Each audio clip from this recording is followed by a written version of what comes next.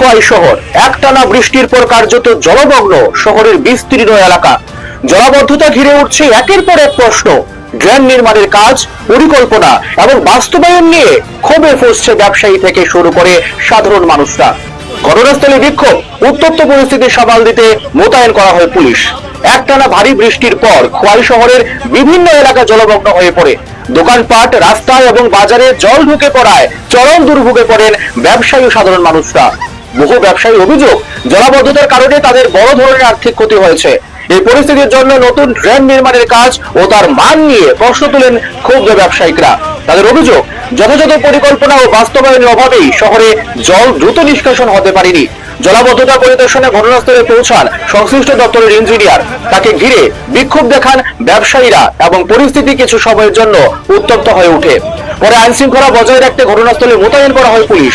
এদিকে শহরের একাধিক প্রবীণ নাগরিকের দাবি, গত 30 থেকে 40 বছরের মধ্যে খোয়াই শহরে এমন ভয়াবহ জলাবদ্ধতা তারা কখনো দেখেনি।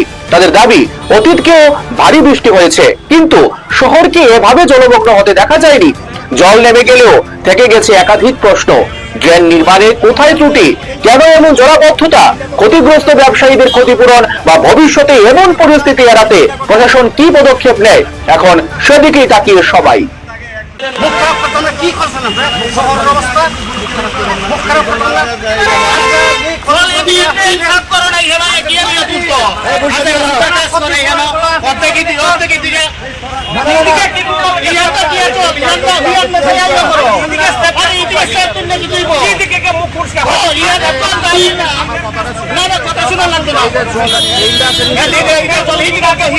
কবে দেখেছিলেন? আমরা দেখছি এই যে সুভাষপাড় আজকে যেখানে জল মুক্ত হয়েছে, এটার পাশে বাজার, সুভাষপাড় বাজার, এখানে মানে 82-তে প্লাট উঠছিল, এত বড় প্লাট আর কোন সময় হয়েছে না, আর আজকে হয়েছে মানে এত বড় প্লাট। ওই সঙ্গে যে গল্প স্কুলের মাঠটা ছিল না, এখানে জল ভরা, স্কুলের মধ্যে শরণার্থী হয়েছে, অনেক শরণার্থী এসে এখানে রাইট কাটাইছে। কিন্তু বাজারের মধ্যে প্রচুর জল, মানুষ ব্যবসা বাণিজ্য করতে যাইছে না, তারা বিরাট অসুবিধা হয়েছিল। আজকে যে জল আসছিল কালী কৃষ্ণ মন্দিরের সামনে যে জল হয়েছিল, ইয়ার ডাবল জল হয়েছিল 82-তে, আর 82-র পরে আজকে দেখা গেছে এই জল। আজকে ব্যবসা বাণিজ্য যারা করতেছে, যারা পথে আসা যাওয়া করতেছে, তারা বিরাট অসুবিধা হইতেছে। শহরে এইরকম জলের পরিস্থিতি কখনো সৃষ্টি হয়নি। শহরবাসীর অভিযোগ, আপনাদের কাজের কারণে এরকমটা হচ্ছে, কি বলবেন? আমাদের কারণে না, এই তো সুন্দরভাবেই হচ্ছে।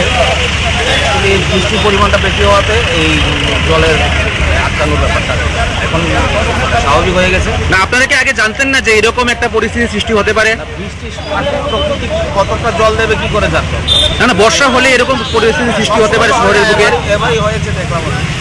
এই জল নামতে কতক্ষণ সময় লাগবে? বেশিক্ষণ লাগবে না। মানুষের তো দুর্ভোগ হচ্ছে, মানুষের দোকানপাটে জল উঠে যাচ্ছে, কি বলবেন? বাড়িতেও জল ঢুকছে, এই কারণে আমি নিজেই জলে নেমেছি। কতক্ষণ লাগবে এটা সারাই করতে?